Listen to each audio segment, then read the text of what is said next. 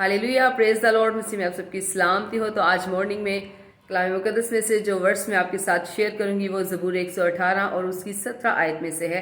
कलाम मुकद्दस में यूं लिखा है, मैं मरूंगा नहीं बल्कि जीता रहूंगा और खुदा के कामों का बयान करूंगा। तो अगर आज आप अपनी ज़िंदगी से मायूस हो चुके हैं, बीमारी के बिस्तर पे हैं, कमज़ोर हो गए हैं, लाचार हो गए हैं और आपको इस बीमारी ने मायूस कर दिया है, तो आज ही आपने अपने मुंह से इस कलाम को क्लेम करना है, इस कलाम को बोलना है, अपने मुंह से खुदा के वचन को बोलना है और अंगीकार करना है इस बात का कि मैं मरूंगा नहीं बल्कि जीता रहूंगा और खुदावंद के कामों का बयान करूंगा। आमीन।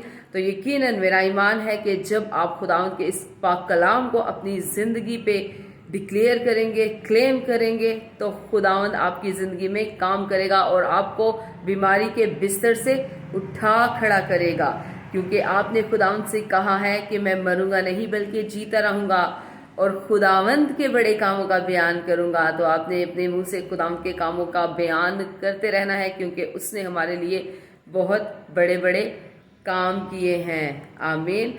सबसे बढ़कर ये कि उसने हमारी खातिर सलीब पे अपनी जान दे दी और अपना लहू बहा दिया और हमारी सारी लानतों को, हमारी सारी बदियों को, हमारी सारी नाराज़गियों को उसने अपने ऊपर ले लिया। तो आपने, अगर आप बीमार हैं, अगर आप अपनी ज़िंदगी से मायूस हो चुके हैं, तंग आ चुके हैं, तो आपने अपने मुंह से इन वर्ड्स को रिलीज़ करना है कि मैं मरूंगा नहीं बल्कि जीता रहूंगा और खुदावंद के कामों का बयान करूंगा। आमीन। God bless you. खुदावंद आपको बरकत दे।